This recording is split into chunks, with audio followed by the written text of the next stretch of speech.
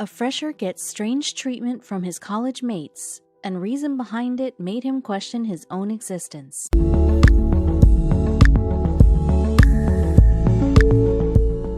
Robert Shafran, a 19-year-old boy, had many beautiful dreams in his eyes when he entered his college for the first time, though he had no idea that the reality was going to be wholly different. When he stepped into his college for the first time, everyone behaved as if they knew him for years. It was weird for him, and he did not know any of them. However, when he investigated the matter, he learned some unbelievable facts about his own existence. And during the same investigation, he busted the biggest illegal racket transpiring in America. Like every other teenager, Robert had many dreams in his eyes. The 19-year-old boy had just completed a milestone of his life by finishing high school, and took on another when he enrolled himself in college. He had high hopes for his new life. He began shopping with his friends, and before the opening of college, had even decided what he was going to wear on his first day. He knew his first day was going to be very special. The boy had gotten admission in Sylvan County Community College. No doubt Robert was infused with nervousness and excitement. The level of both rose to its highest on the first day of the college. Though he had been waiting for this day for a very long time, Robert got gripped with nervousness when the day arrived. However, he entered the college keeping all his hesitation and nervousness at bay. It was a new world for him, encompassing new places and new faces. He looked at everything with utter amazement and wonder how much college life is different from high school. He remained lost in his thoughts till a voice from behind hit his ear. He turned back and saw an unidentified man coming toward him. The boy hugged him and asked him how he was. Now it went over his head. He stared at the boy for a minute and tried to recognize him, but he could not. He was sure he did not know him, but the boy was reacting in a very friendly way as if he knew him. Not able to draw any rational conclusion, the boy took it as an extra friendly nature of the college students. Surprisingly, it was not only that boy, but many students treated him as if they knew him. What was going on? How come an entire college was behaving in a similar way? It wasn't one or two people who were doing this, but the whole college was behaving in a strange way. Something was seriously wrong. Initially, he suspected it to be a prank, but soon had to rule out this assumption as to why would the entire college come together to pull a prank on him. It didn't make any sense. One thing that confused him further was this Eddie name. He noticed that his college mates were calling him with the name of Eddie while approaching. In fact, there were even some girls who kissed him while giving greetings. The other fellow classmates showed their happiness on seeing him back. The name Eddie had thickened the mystery. While each and everyone in the college was calling him Eddie, surprisingly, he had never heard this name before. He assumed perhaps he resembled someone named Eddie, and maybe that's why people were mistaking him for that. But what he could not understand was how one can look so similar to someone that no one was able to differentiate between them. Well, he was soon going to get the answer to this question. He had been on the campus only for an hour and had heard Eddie thousands of times. He headed toward the dorm room he was allotted while pondering over the strange developments. Who was this Eddie? Why was everyone calling him by this name? In no time, he reached his dorm. As he opened the door, he saw his roommate in the room. He approached him with a smile, but his roommate had his eyes fixated on him with a surprised expression. Michael Domitz, his roommate, revealed to him that he looked exactly like his ex-roommate Eddie Galland. So Robert had a doppelganger. It was just the tip of the iceberg. What astounded Eddie more was another revelation that his new roommate made. The information whetted Robert's curiosity. The name had been haunting him since he stepped onto college. He asked Michael more and more about the person named Eddie until his roommate told him something very surprising about his doppelganger. Eddie shared his birthday with Robert. Well, the revelation triggered more questions than it answered. He had to meet his doppelganger to get all those questions answered. Finally arrived the moment when Robert confronted Eddie. Well, they would count the moment one of the weirdest in their life. It seemed as if they were looking in a mirror. Everything looked exactly the same. From their hair, color, to facial features. Now Robert understood why everyone called him Eddie in college. It was difficult for them to see any difference. As far as Eddie is concerned, he was yet to come out of the surprise he had just received. While chatting, they realized they had a lot of things in common. They had surprisingly same mannerisms, facial expressions, walk, and even the same laugh. Despite the fact that they were so similar to each other, they had never seen each other before. How is it possible that two people who had no idea about each other's existence had so much in common? Was it just a coincidence, or was there something really big working behind it? They decided to find out before they could make their first step. Another amazing revelation came their way. Well, the amazing information was that the two not only had the same birthday, on the same day, they were born in the same place too. They even had the same IQ level and, surprisingly, a birthmark in the same place. The revelations were still coming in, and each of them was more surprising than the previous one. While talking, they learned another incredible fact. So what blew their mind away was the fact that both of them were adopted. The piece of information prompted them to take an unusual step. They turned to seek medical help in order to find out the truth. They opted for a DNA test. As DNA testing was not very popular or trustworthy at the time, the decision was subjected to criticism by many people. However, the duo had their full faith in it. After days of wait, the results came out and it shook them from within. The result confirmed that the two were long-lost brothers. Well, this amazing news spread throughout the nation. The amazing story of these brothers made it into the press and astounded everyone who heard about them. While the brothers were still unknown to the twist that was coming in their story very soon. As of now, the duo was ruling the front space of the leading dailies that made their life story reach every corner of the world. One of the people who heard about their story was David. The man had another twist to add to this already startling story. David Kellman announced that his looks are quite similar to that of twins, and that he shares his birthday with them. Press quickly grabbed this news and ran it again and again. In order to prove this claim, he too underwent a DNA test. So what do you think the results stated? Well, the results upheld his claim. He indeed was their brother that made them identical triplets. Now it was confirmed that they were identical triplets. However, their investigation did not end there. In fact, they had to find out the answers to some important questions. For instance, if they were born on the same day at the same place and at the same time, then how did they get separated? Who was responsible for their separation, and why were they never told about the existence of each other? In no time, the triplets became the hot topic of the town. The spotlight had turned on them, and they became the new subject of discussion for the public. The world of news media was after them. No doubt their story was selling like a hotcake. Famous anchors such as Tom Brokaw and Phil Donahue interviewed them. The trio had connected with each other in no time. They got along so well that it was difficult to tell that they were strangers just a few days ago. Robert explained, "Once we got together, there was a joy that I had never experienced in my life, and it lasted a really long time. All of them were amazed at the similarities they shared with each other. All of them loved smoking cigarettes, eating Italian food, and what more was that all three of them liked dating older women. That time was what could be said was the best of their lives. They had each other and attention and love pouring in from every corner of the world. Robert, Eddie, and David were spending as much time together as possible. It took them 19 years to get to know about each other, and now they were together. They wanted to make the most of it. Though they reunited, they still wanted to know why they got separated in the first place. A bitter truth was awaiting them. The brothers opened a restaurant together and christened it Triplets Old New York Steakhouse. Owing to the popularity of brothers, the success of this business was highly anticipated, and as expected, the Manhattan-based restaurant became a big success in its first year. Many of the customers were those who used to visit the food place only to catch a glimpse of these amazing brothers. The brothers were doing great in their professional and personal lives both. But still, they were not content. They wanted to know more about their mysterious past. So they kickstarted their journey to truth, not knowing their discovery was about to leave an impact on the entire country. Little did they know that the mission that they had undertaken was going to throw lots of thundering truths on their face. One of them was this. The triplets discovered that they were not identical triplets but a rare set of identical quadruplets when they were born. But they lost their fourth brother to death just after their birth.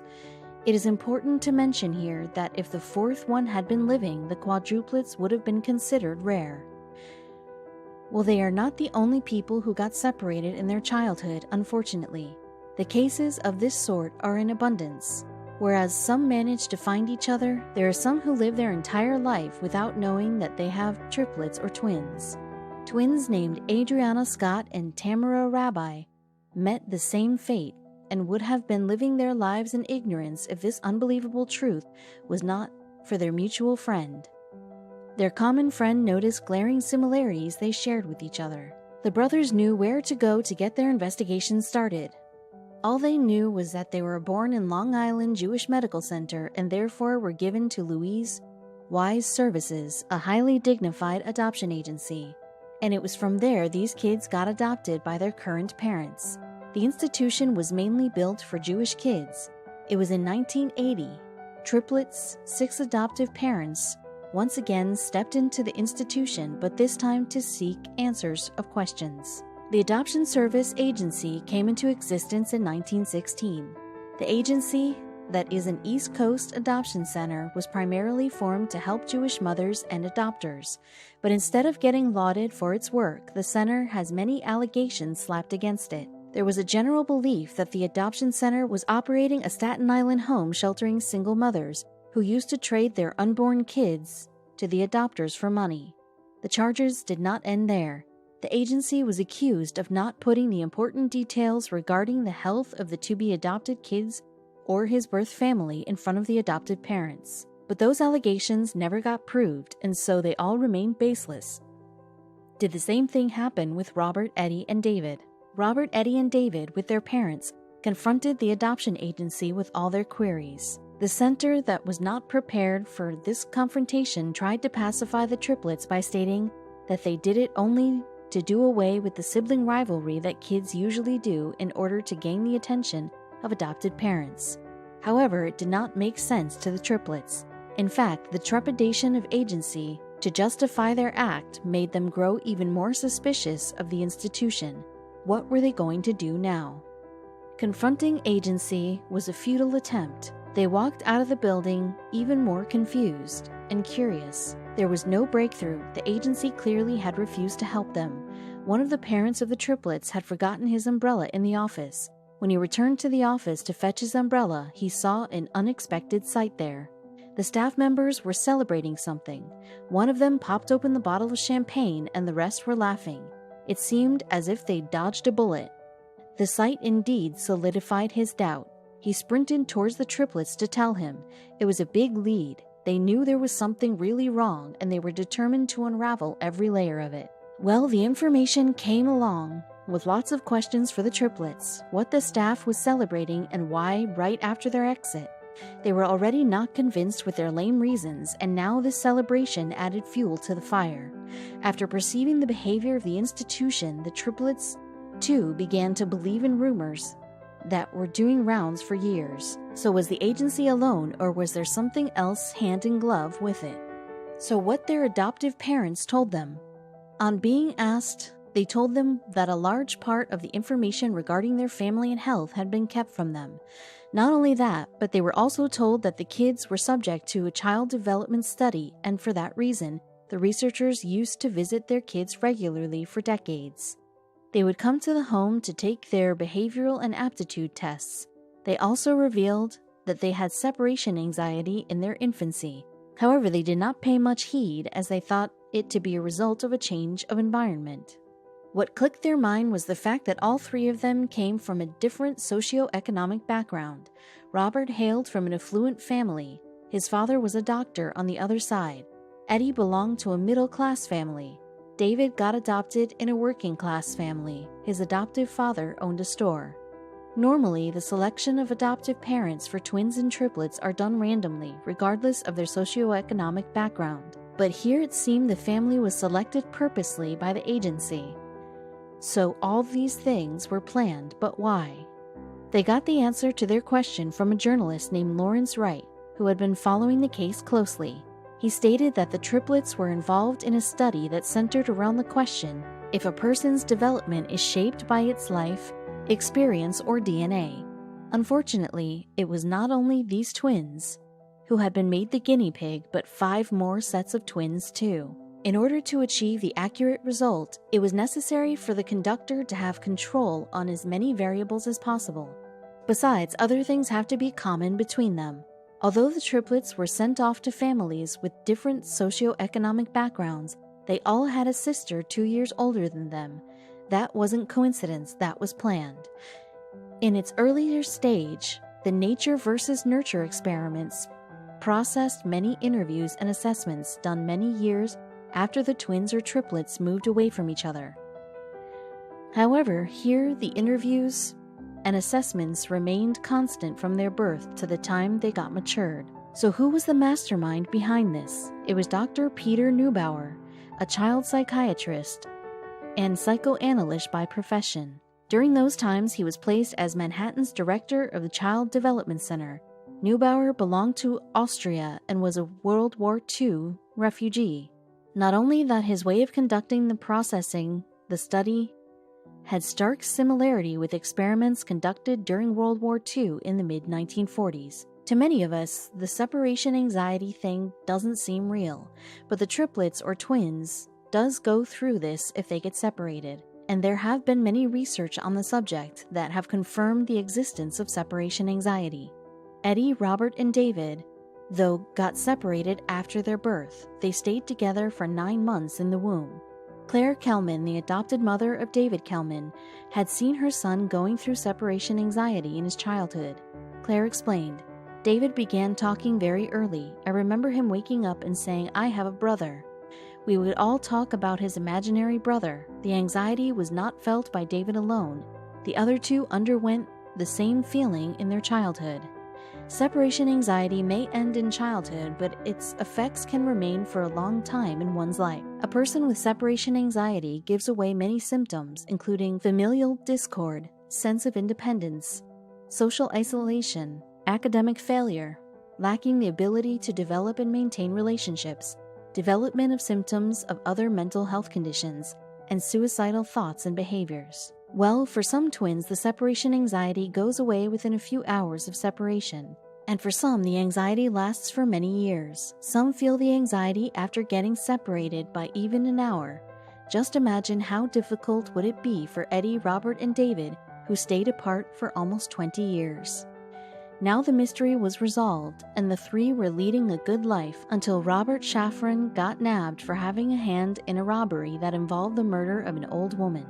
But the court let go Robert with a sentence of doing community service.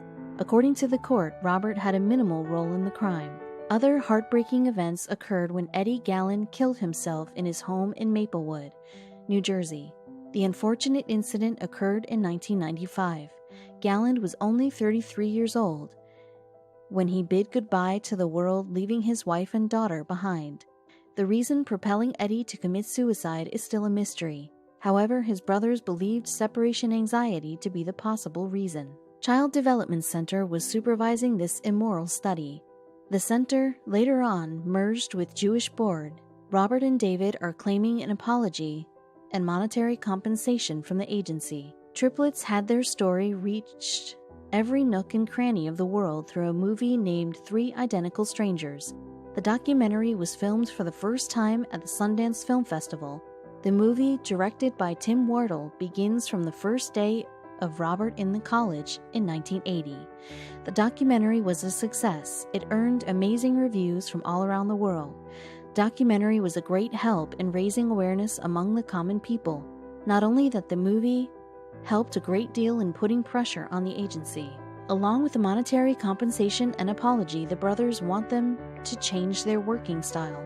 Shafran revealed to the Washington Post in an interview, "I think the first thing the Jewish Board should have done once they became aware of this movie is reunite any twins still surviving and advise those who have been deceased, just so they can know who they are." The triplets managed to see each other when the chances were so thin. Yeah, it took them some years to know about each other, but despite the slimy probability, they succeeded.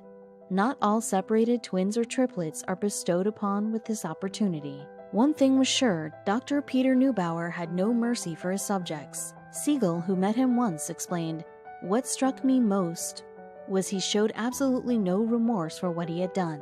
He still felt he had done the right thing.